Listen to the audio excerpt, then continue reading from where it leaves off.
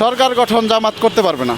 এটা আর কি আমার একান্ত ব্যক্তিগত মতামত আর কি। সর্বোপরি আমরা চাচ্ছি যে আল্লাহ ও তার রাসূলের সুন্নাহ মোতাবেক এই রাষ্ট্র, আমাদের যেহেতু এখানে সংখ্যাগরিষ্ঠ মুসলমান, আমরা চাচ্ছি যে এই রাষ্ট্রটা ইসলামী শরিয়া মোতাবেক পরিচালিত হোক।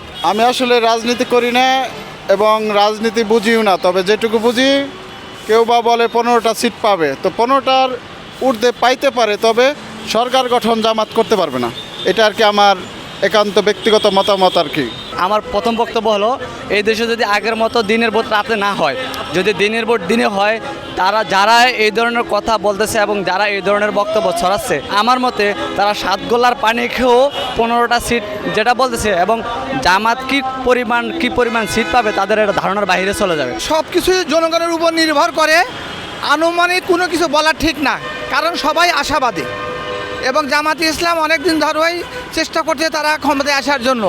যদি জনগণ ভোট দিয়ে আসতে পারবে, না হলে আসবে না, কিন্তু অনুমান করে বলা যাবে না যে আসতে পারবে না, এটা বলা যাবে না। এর আগে আজ থেকে 20 বছর আগে যে নির্বাচন হয়েছে সেখানেও বাংলাদেশ জামাতে ইসলামী 18+ আসন পেয়েছে।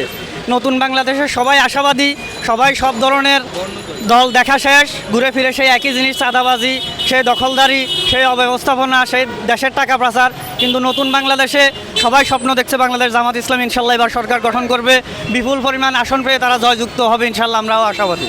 এই দেশ এখন একটা ইসলামিক একটা নেতৃত্বের হাতে চলে যাওয়াটা আমি কাম্য মনে করি, কারণ এই দেশ দুর্নীতি এবং সব কিছুতে ভরপুর দেশ, এই দেশটা হয়ে গেছে অলরেডি।